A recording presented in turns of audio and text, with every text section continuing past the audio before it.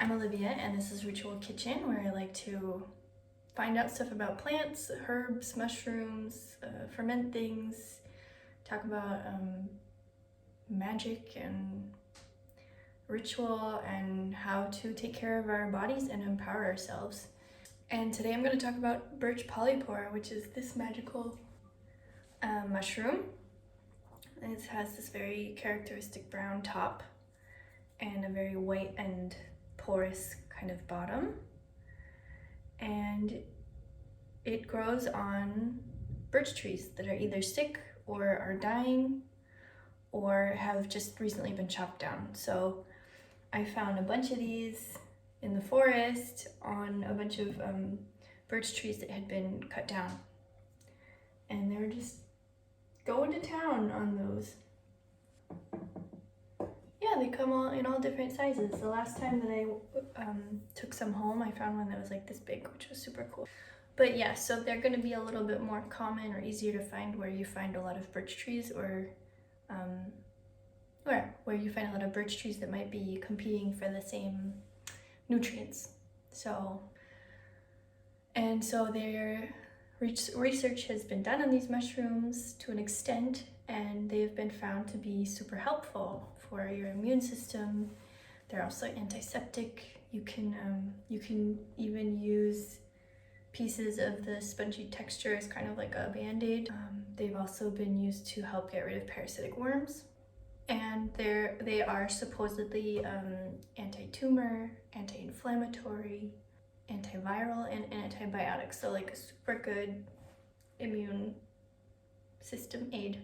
And I did post a small story on Instagram about them recently, and someone replied, I can't remember her name, so shout out to you if you ever see this, but she said that she drank tea made out of the mushroom like all last winter and didn't get sick at all, and I can believe it. The tea is super floral, actually. It tastes really nice and subtle and floral. I was really surprised when I had it, and today I'm just going to be cutting it up and preparing it for making more tinctures so that I will have that aid all year around. Yeah, this was also one of the mushrooms that was found on Etsy, like the frozen human that was found in Austria.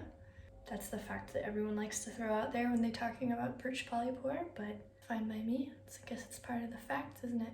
And some people have said that it's immunomodulating, which means that it kind of just figures out for you what immune response help you're going to need, and that it can be neuroprotective, so helpful towards your brain. Okay, so here are all the mushroom chunks cut up. They're a little bit squishy, but quite firm, so you wouldn't really be able to eat them. It smells very fungal. I'm gonna see how many of these I can get into this jar, and then I'll probably make myself a little tea as well. Okay, so I'm just gonna fill this up.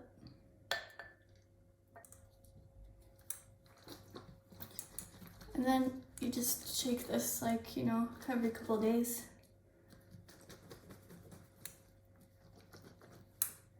And now we just wait for maybe like about a month. So I'm also going to try and just dry these pieces in the oven so that I can have tea later, because I haven't done it before. So I'm curious. And I would like to be able to just drink this as a tea regularly while I'm waiting for the tinctures to be ready. So I'm just going to spread them out. I read that it's good to do it at about 170 degrees Fahrenheit. Celsius. So I'm not sure how much that is for you Americans, but you can look it up. 170 Fahrenheit, no? It's like one of those 50% questions. It's like, is it that one or is it that one? Is it left or is it right?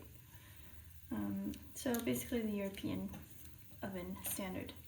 I've got those all spread out and I'm just gonna put them in the oven. I'll try half an hour and see how it looks.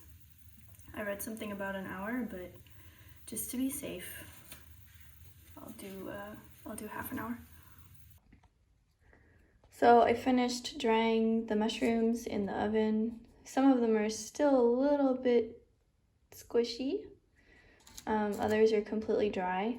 I don't think that I could have done it too much longer, but I think I'll leave the rest of these just in my room near the heater and let them dry that way, and then pack them in a thing for tea. So I'm gonna make a tea out of my Birch Polypore here. Just a couple pieces is enough. In this case it's fresh. And I found a bit of turkey tail yesterday. Not that much, but just a bit. So I'm gonna also add this to my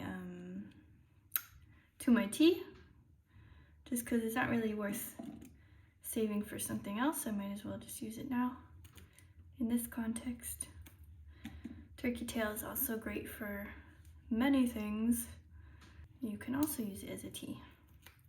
And I think just to make it, I don't know, maybe a little bit more to my taste, I'm gonna add some tulsi, some holy basil, because it's one of my favorites. It's really good for me. So tulsi is, just as a side note, it's called Indisches Basilicum in German, also referred to as holy basil. And it's a very important plant in India.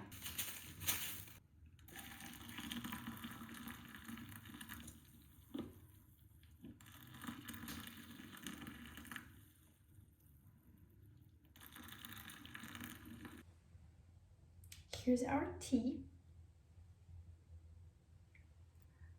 So I'm gonna give it a little taste. So the tea is super tasty with the turkey tail and Birch Polypore and tulsi. I approve. It's floral, herbal, subtle. So if you ever get a chance, then mix those mushrooms with some good herbs.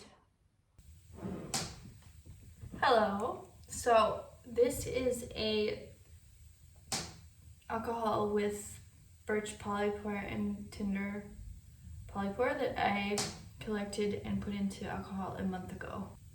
So these are both mixed, so I might not be able to say what they taste like just by themselves, but I can give an overall mushroom taste feedback. So I'm gonna get a little pipette and just grab some of this, giving it an extra shake. So it has a really like goldeny color. So I'm gonna try it. Yeah, it's very light and mushroomy. There's really